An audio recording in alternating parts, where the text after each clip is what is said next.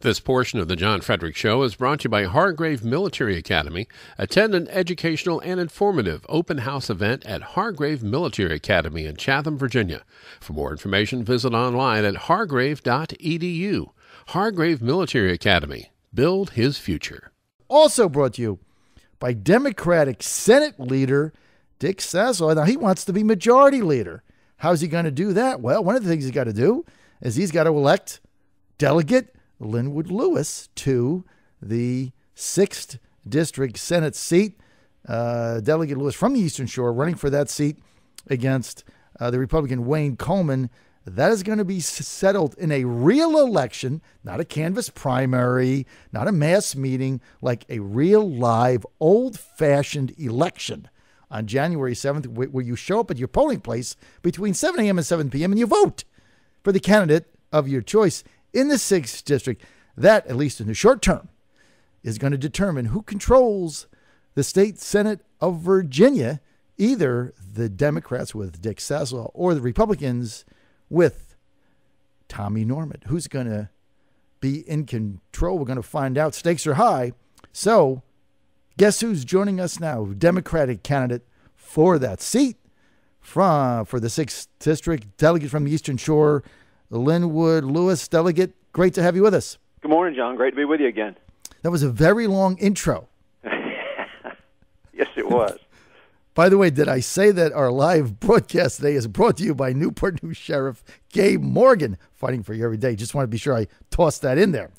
Now, Delegate Lewis, define this campaign now. I mean, you went through the firehouse primary. You annihilated your competition, although they're all behind you now. You got 96% vote on the Eastern Shore. That's higher than Leonid Brezhnev got in the Soviet election in like 1973.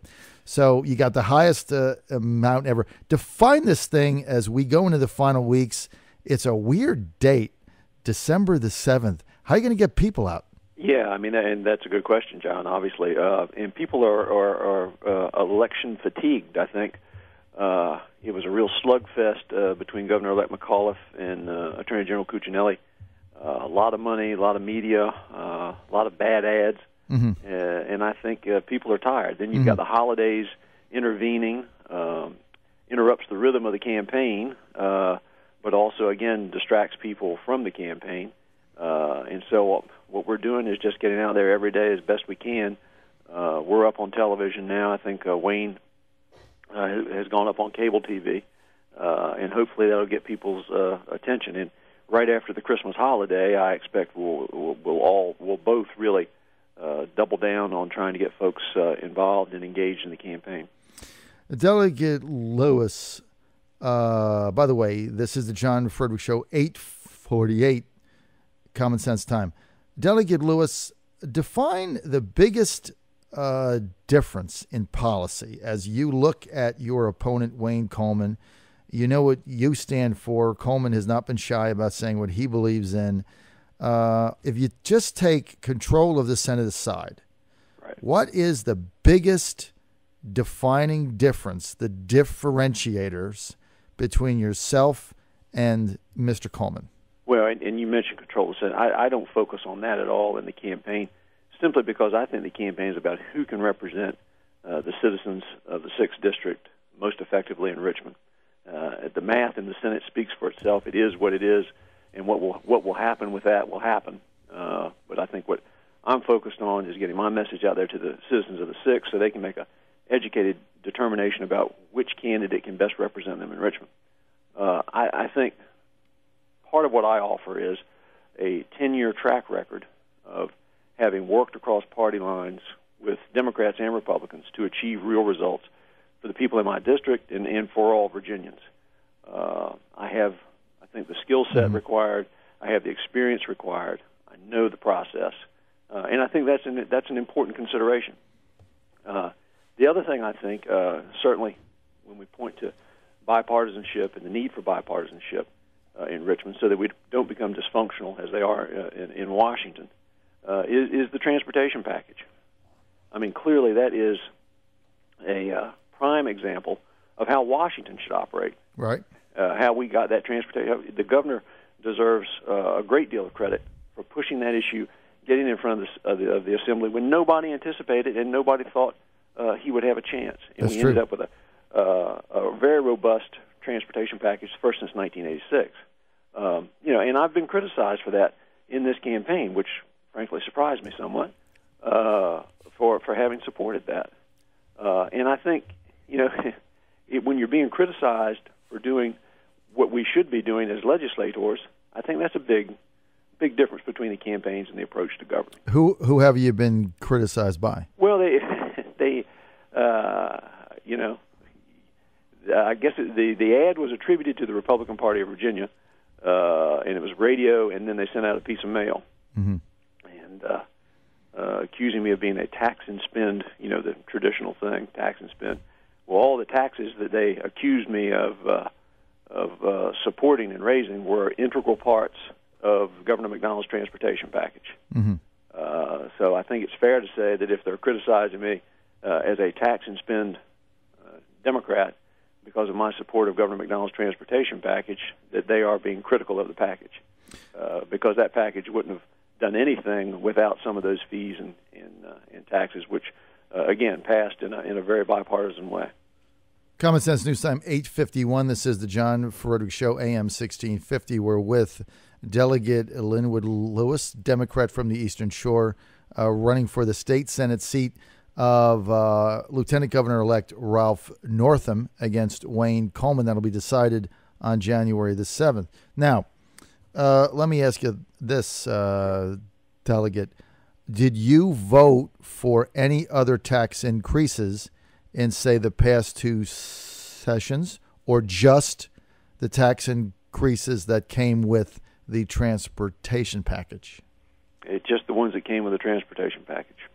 So you voted for no other increases in taxes or fees during that time? And, of course, I supported several sessions ago, the repeal of the estate tax.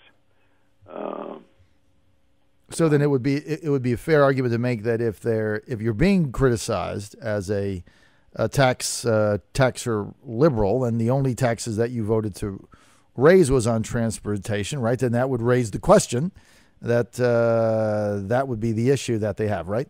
Right. Okay. Right. Now let's stay with transportation. Let's go to one of the big issues, right, between Norfolk, obviously, is the tolls that are supposed to come down that actually start to be collected in February for the expansion of the Midtown Tunnel, refurbishing the downtown tunnel, the MLK link. They're $1.59, $1.82. A lot of people going absolutely berserk over these, especially because you're going to be paying them now. The tunnel isn't going to be expanded until 2017, but the contract is done. So there's not a lot of options. How do you stand on it, and do you have any suggestions? Yeah, and I think Governor-elect McAuliffe, whom you're going to have on your show later today, has clearly committed to finding a way through use of some of these new transportation revenues to buy down, to put more state money into the project in order to buy down these egregious tolls. It was a bad deal. Anytime you have human beings involved in negotiations, occasionally you're going to have a bad deal, and I think clearly this was one that was negotiated in a poor way and not favorable to the Commonwealth or its citizens. So we've got to do something about that. I'm also anxious going forward in looking at the PP, the Public-Private Partnership Act, which has been on the books since the mid-'90s, and seeing if there are ways that we can put in some fail-safes or something to protect as best we can the public from any further bad deals. The Public-Private Partnership Act is not going away. Even with this infusion of new transportation money, we are going to need, because of these hugely expensive projects, particularly in Hampton Roads, we're going to need that process. And so we just have to find out how to make it better and use it in such a way that the public interest is better protected. Common Sense News Time, 8:54. This is the John Fredericks Show, AM 1650. We're with Delegate Lynwood Lewis. Delegate, you say this is a bad deal. why is it a bad deal? Well, obviously because of the cost of the tolls. I think the guaranteed 3.5% year after year increase in profit is probably not good. And the idea of tolling a facility that's not going to see any real increase in capacity, we're using the funds for improvements, which arguably should have been the job, should have been our job, VDOT, to see to the yearly maintenance of the project, so that the situation, the rehab did not cost as much, and that's built into the project, and that accounts for part of the high cost of the tolls. Well, what about the fact that the part of the deal is for Elizabeth River crossings to basically double the capacity of the Midtown Tunnel by putting in another tunnel? The idea being that tunnel's capacity would go up 2x. That would take pressure off the downtown tunnel. I mean, isn't that improving it? Yeah, I mean, there is an argument to be made that it is a transportation system, and that can't be ignored. But at the same time, I think traditionally we have not gone down that road of increasing capacity on one facility while doing nothing while tolling another facility, not doing anything really for that. Mm-hmm. So I mean, you can make that argument, but the real fact of the matter is that the tolls are too high.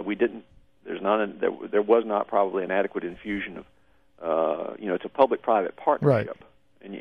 and that envisions two people contributing to the effort, and we frankly probably didn't put enough money in up front on the state side in order to keep the tolls down. Right, but so there's not Delegate, there's not really much that can be done now, right? Because, I mean, the contracts have been signed. It's already been approved by the Supreme Court of Virginia. Oh, sure. So the only option is basically to divert money from other things like maybe widening the 64 corridor in order to either defer the tolls or buy them down.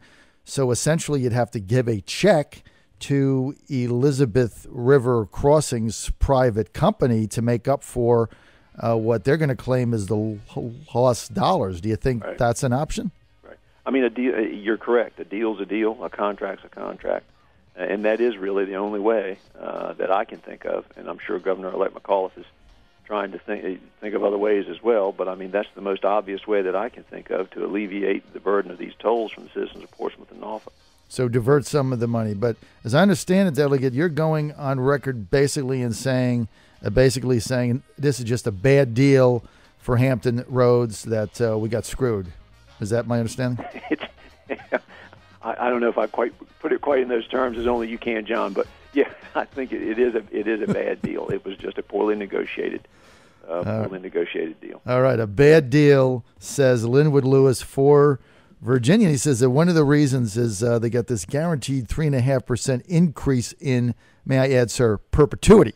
So your grandchildren will still be paying 3.5%. Your great-grand. This is a perpetuitous increase. I want that in my salary, a 3.5% perpetuitous increase for life. Then I think I'd be happy. That's not a bad deal. Not a good deal for Virginia, but certainly whoever negotiated that for Elizabeth River Crossings and the guys in Sweden did a pretty good job. 8:58. Hey, Delegate, we want to thank you for being with us today. Good luck in the campaign. We'll have you back. Hey, thanks, John. Enjoyed it.